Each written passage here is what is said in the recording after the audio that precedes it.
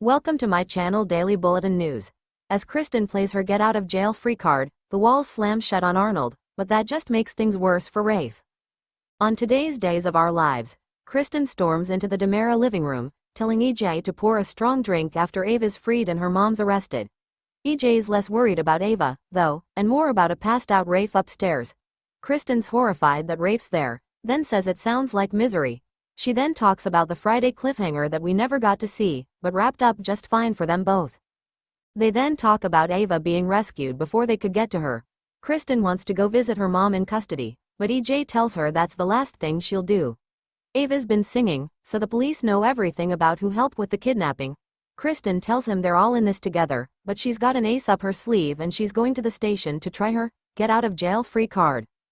Up in the bedroom, Rita sits with an unconscious Rafe, checking his vitals and telling him he'll be just fine. Once the serum is done working, he can get back to his life, and maybe even Jada. EJ comes upstairs to check on them, where they lay out the plan to wipe his memory of all of this. Rita asks how he's getting Rafe back to his life, and EJ tells her it's time to dispose of Arnold post haste. This wasn't even his idea, he just got backed into a corner when Arnold showed up, then knocked Rafe out. Getting his DA job back will be tough, but he may still do it without the swap. Rita then heads out to take care of Feniger, leaving EJ to tell a still knocked out Rafe that it's his lucky day, and all he has to do is sleep. Brady demands justice. Brady walks into the Salem PD to talk to Belle about Ava's captivity and Rachel Blake's arrest. He wants to talk to Kristen, but Belle tells him she hasn't been arrested. They have to do this by the book, and first up is getting an arrest warrant. Brady then informs his sister that EJ was in on Ava's kidnapping and needs to be arrested, too. Belle has a tough time taking the blinders off and believing Brady, so he explains EJ just stumbled on the scene and nearly released Ava until Rachel took him aside to talk to him. She clearly had some leverage over EJ. Like what? Brady gets Belle to admit that she doesn't think EJ is a reformed man.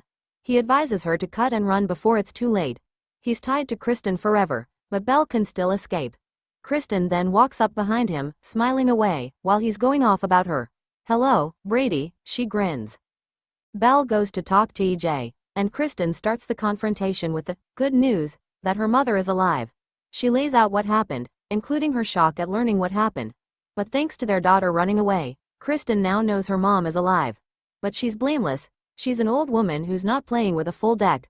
Kristen says she's suffered enough, and suddenly Brady plays nice, telling her to go into the interrogation room to talk to Rachel. Stay tuned and subscribe the channel.